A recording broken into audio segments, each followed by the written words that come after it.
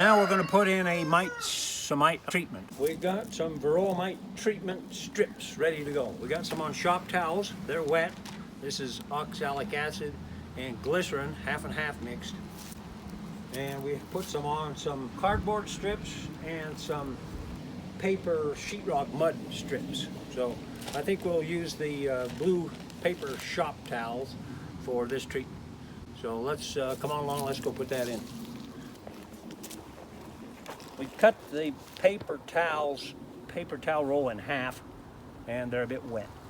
So we're going to put one paper towel in here, and we're going to spread it over the surface over the top of the top hose. Just lay it down like that. So the bees will crawl all over this oxalic acid glycerin mix and spread it around the hive, and it will come in contact with the varroa mite and kill it.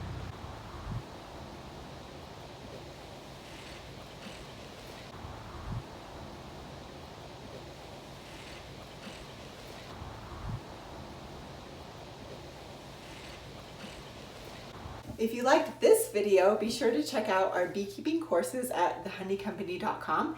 We're offering 6 full-length beekeeping courses for beginning, intermediate, and advanced beekeepers. See you there!